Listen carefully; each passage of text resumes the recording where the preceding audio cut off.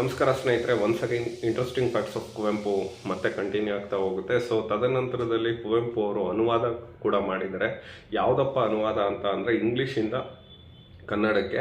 ಕನ್ನಡದಲ್ಲಿ ಯಾವುದೋದು ಅಂದರೆ ಗುರುವಿನೊಡನೆ ದೇವರೆಡೆಗೆ. ಸೊ ಇದು ವಿವೇಕಾನಂದರ ಬಗ್ಗೆ ಇದಾಗಿದೆ. ಇನ್ನೊಂದು ಕೊಲಂಬೋ ಇಂದ ಆಲ್ಮೋರಕ್ಕೆ ಅಂತ ಎರಡು ಅನುವಾದಗಳನ್ನ ಕೂಡ ಬರೆದಿದ್ದಾರೆ. ತದನಂತರದಲ್ಲಿ ಭಾಷಣ ಮತ್ತು ಲೇಖನ ಅಂದರೆ ಇದು ಬಹುಶಃ ಅವರೆಲ್ಲರೂ ಭಾಷಣ ಮಾಡಬೇಕಾದ್ರೆ ಅದು ಲೇಖನ ಆಗಿ ಇದ್ದಂಥ ಸಂದರ್ಭದಲ್ಲಿ ಸಾಹಿತ್ಯ ಪ್ರಚಾರ 1930ನೇ ಇಸ್ವಿಲಿ, ಆತ್ಮಶ್ರೀಗಾಗಿ ನಿರಂಕುಶಮತಿಗಳಿಗಾಗಿ 1944ನೇ ಇಸ್ವಿಲಿ ಬರೆದಿದ್ದಾರೆ.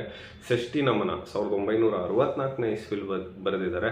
So one of the best ಇವತ್ತಿನ ದಿನಮಾನಕ್ಕೆ ಇದು ಬೇಕು. ಮನುಜ ಮತ ವಿಶ್ವಪಥ, ವಿಶ್ವಮಾನವ ಸಂದೇಶ ಅಂತ ನಾವು ಏನು ಹೇಳ್ತೀವಿ, 1971ನೇ ಇಸ್ವಿಲಿ ಅದನ್ನು ಬರೆದಿದ್ದಾರೆ. ತದನಂತರದಲ್ಲಿ ಐದನೇದಾಗಿ ಮತ್ತು ಕಡೆಯದಾಗಿ ವಿಚಾರ ಕ್ರಾಂತಿಗೆ ಆಹ್ವಾನ 1976ನೇ ಇಸ್ವಿಲಿ ಬರೆದಿದ್ದಾರೆ. ಸೊ ಇದು ಇವ್ರದ್ದು ಭಾಷಣ ಮತ್ತು ಲೇಖನ. So interesting facts of Kuvempu ಮತ್ತೆ ಕಂಟಿನ್ಯೂ ಆಗ್ತಿದೆ. ನಮಸ್ಕಾರ ಸ್ನೇಹಿತರೆ.